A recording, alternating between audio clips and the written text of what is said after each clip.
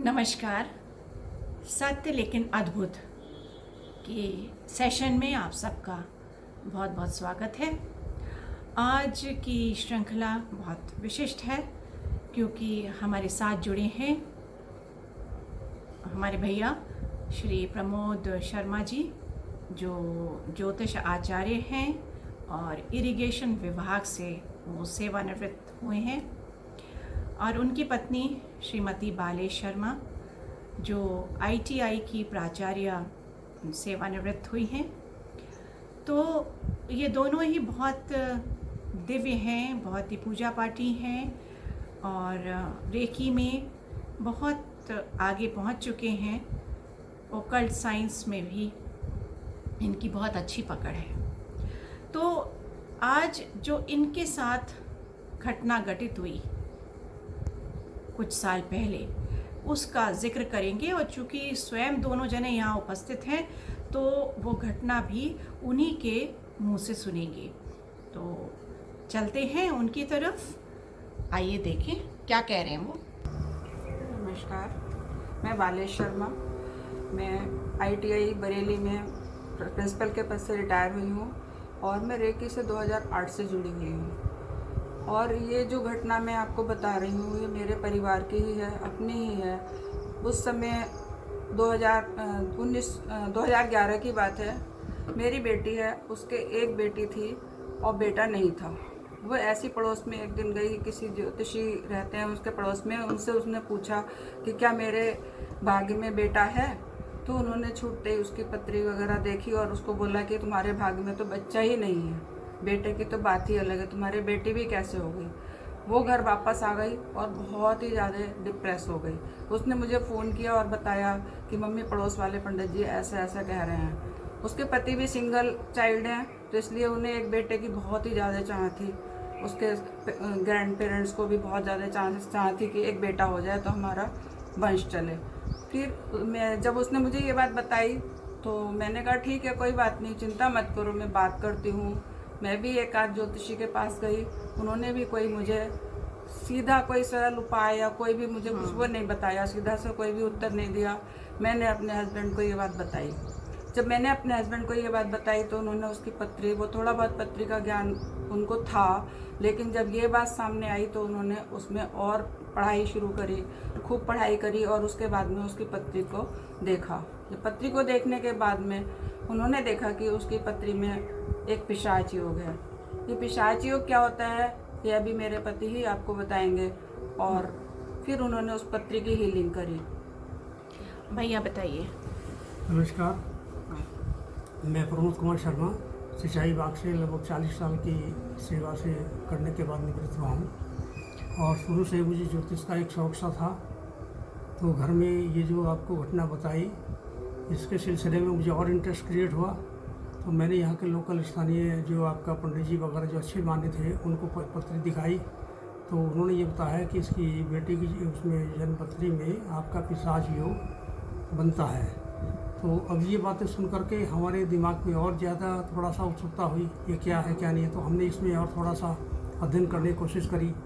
मैंने आपका जयपुर से आपका ज्योतिष का डिप्लोमा कोर्सेस और इसके अलावा ग्रेजुएट कोर्सेस ये भी आपका संपन्न किया। तो उससे आपका कदम जो है एक ज्योतिष का आपका स्वरूप सामने आया है कि वास्तव में ज्योतिष है क्या। और आज आप आचार्य भी हैं। और ज्योतिष पहले जो हम सोचते थे वो सब आपका कदम जो है वो रूपरेखा हमारे मस्तिष्क में जब निकल गई। ज्योतिष तो वाकई में एक आपका भंडार है और इसका कोई अथा नहीं है। तो इसमें आपका कुछ आपका जो फर्स्ट ईयर और सेकंड ईयर ग्रेजुएट तक के जो कोर्स मैंने किए उसमें आपका काफ़ी मुझे नॉलेज गेन हुई है और अभी भी मैं अध्ययनरत हूँ।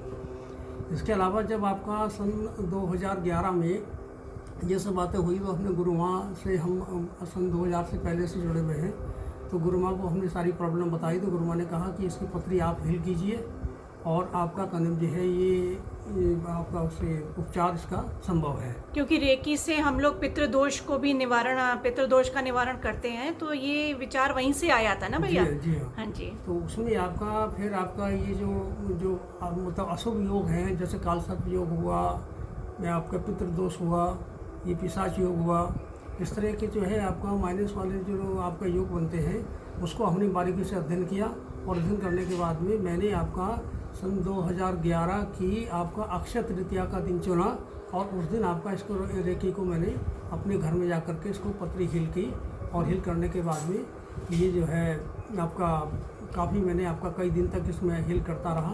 करने के बाद में कुछ बड़े अजीब व गरीब आपका कदम जो है वाक़या मेरे साथ हुए जिसकी मैंने कल्पना भी नहीं की थी। हुआ ये कि रात में आपका कदम जो है जब 2-3 दिन लगातार पतरी हीलिंग के हो गए तो मैंने आपका कदम जो मुझको ऐसा लगा जैसे किसी ने आकर के मेरे को दबोचा और दबोचने के बाद में यह है जैसे मेरा गला कोई दबा रहा है और दबाने के बाद में उसके बाद में ये रात का समय था, करीब 9 और 10 के बीच का समय था। तो मुझे उसके बाद में क्या हुआ मुझे नहीं पता। फिर उसके बाद में फिर पत्नी ने मेरी हालत देखी, वो आपका मेरे साथ क्या हुआ ये मुझे ज़्यादा ज्ञान नहीं है, फिर ये बताएंगे क्या हुआ। ये लेटे हुए थे तो मुझे ऐसा लगा कि इनके गले से अजीब सी आवाज़ें निकल रही हैं। पहले तो मुझे समझ ही नहीं आया, फिर मैंने देखा तो इनकी आवाज़ नहीं निकल रही थी। तो मैं एकदम से पहले तो डर गई कि क्या हुआ है क्या नहीं हुआ है। फिर थोड़ी देर में जैसे मैंने आंखें बंद करी और रेकी को कॉल किया तो मुझे फिर सिर्फ इनके गले पे 2 हाथ दिखाई दिए और एक छाया दिखाई दी और मुझे कुछ दिखाई नहीं दे रहा था, हाथ दिखाई दे रहे थे। फिर मैंने उन हाथों से अपने आप लड़ाई शुरू करी। ये मेरी आंखों के सामने हो रहा था सब कुछ। और जब मैंने उससे लड़ाई करी तो बहुत देर तक मेरी और उसके कहने में लड़ाई होती रही। अब मुझे समझ ही नहीं आ रहा था। जब मुझे लगा कि मैं भी कुछ हारने लगी हूँ तो फिर एकदम से सिर्फ मेरे को एक ही बात ध्यान आई और मैंने खूब जोर से चिल्लाया, गुरु माँ बचाइए, गुरु माँ बचाइए, गुरु माँ जल्दी आइए। ये 3 बार मैंने कहा। मुझे लग रहा था कि मैंने बहुत ज़ोर से बोला है और शायद सारे मोहल्ले में ये आवाज़ गई होगी। लेकिन उसके बाद में मुझे कुछ नहीं पता, मुझे ऐसा लगा कि जैसे मैं भी गिर गई हूँ। लेकिन जब थोड़ी देर बाद मेरी आँख खुली तो ये आराम से सोए हुए थे और मैंने देखा मैं पूरी पसीने में तरबतर थी। फिर उसके बाद में मैंने इन्हें जगाया, मैंने पूछा क्या हुआ, बोले कुछ नहीं हुआ, मुझे शायद प्यास लगी थी या गला मेरा सूख गया था, बिल्कुल मेरी आवाज़ नहीं निकल रही थी, मैं तुमसे शायद पानी मांग रहा था। मैंने उनको उस समय कुछ नहीं बताया। फिर हम लोग चुपचाप सो गए। मैंने सिंबल डाले और गुरु माँ को कॉल किया और हम लोग सो गए। सुबह जब उठे तो मैंने इनको बताया, मैंने कहा रात को आपके साथ ऐसा हुआ था। तो ये बोले नहीं ऐसा तो कुछ नहीं हुआ था, मुझे तो कुछ याद नहीं है। मैंने कहा अच्छा। फिर उसके बाद में मैंने इनको ध्यान से देखा तो इनके गले पर पूरी उंगलियों के निशान बने हुए थे। 3 उंगलियों के निशान, 3 उंगलियों के दोनों साइड 3-3 उंगलियों के निशान बने हुए थे। तो फिर जब इन्हें देखा तब इन्हें विश्वास हुआ कि शायद मेरे साथ कुछ हुआ है। फिर हम लोग उसके बाद में गुरु माँ के पास आए सेंटर पर और हमने सेंटर पे आके सारी बात गुरु माँ को बताई। तब फिर गुरु माँ ने कहा कि क्या नाम है, तुम वो कर रहे थे तो रात को तुम्हारे पास कोई छाया या जो भी जिसका भी तुम दोष दूर कर रहे हो, पिशाच योग का कोई पिशाच आपके पास आया था और वो आपकी जान लेना चाहता था, लेकिन आप मेरे लिए बोला कि इन्होंने आपको बचा लिया। फिर गुरु माँ ने जब मेरे हस्बैंड से पूछा क्या आप पत्री हील करते समय स्वयं को शील्ड एंड प्रोटेक्ट करते हो, तो इन्होंने कहा नहीं, क्योंकि मुझे तो 2 ही साल हुए, 3 साल ही हुए थे रेकी करते हुए, ज़्यादा साल नहीं हुए थे, लेकिन ये तो काफ़ी टाइम से रेकी कर रहे थे, लेकिन इनको भी ऐसा कोई ध्यान नहीं आया। फिर उसके बाद में जब गुरु माँ ने ये सब बताया कि नहीं अब आप पत्री हील करने से पहले खुद को शील्ड प्रोटेक्ट करेंगे, शील्ड बॉक्स में डालेंगे, तब बैठ के उसकी पत्री को हील करेंगे। फिर इन्होंने उसको पत्री को हील करना शुरू किया। उसके बाद में लगभग 3 महीने के बाद में मेरी बेटी ने कंसीव किया और उसको मार्च 12 में बेटा हुआ, जो कि आज 8 साल का है। और वो इनसे इतना लगाव है, उसका इतना लगाव है कि लगता है जैसे इन्हीं का ही कुछ है, अंश है पिछले जन्मों का। और मम्मी पापा से ज़्यादा, अपने दादा से ज़्यादा वो इनको लाइक करता है और इनके साथ ही लगा रहता है। और आज मेरी बेटी के बेटा बेटी दोनों है, उसका पूरा परिवार संपन्न है, सुखी है। Thank you reiki, thank you गुरु माँ, थैंक यू सो मच कि आपने इतनी स्पष्टता से ये ज्ञान दिया, क्योंकि बहुत ज़रूरी है लोगों तक कि ये संदेश पहुँचे कि कुछ चीज़ें ऐसी हैं जिन्हें हमें हील करना होता है, और वो सभी विद्याओं का अगर हम मिला लें और एक दूसरे से जो है हेल्प लें तो आगे बहुत आसानी से बढ़ सकते हैं। हाँ भैया, आप कुछ कहना चाह रहे हो? जब ये वाक़या हुआ और इसमें आपका उपलब्धि हमें मिली गुरु माँ के निर्देशन में, क्योंकि हम अपरपक्व थे, उसमें कुछ कमियां थी, उसको हमने रिमूव किया। रिमूव करने के बाद में और लोगों की आसपास के घर के और बाहर की मैंने आपका जन्मपत्रियाँ वगैरह देखी उसमें आपका कुछ जो डायग्नोज किया है, डायग्नोज करने के बाद में जो दोष उसमें आए हैं आपका, जैसे मारक ग्रहों के प्रभाव से आपका कनम क्या होता है, ये आपका दोष उत्पन्न होते हैं। और इसके अलावा इसको हमने उपचार रेकी से जोड़ा है।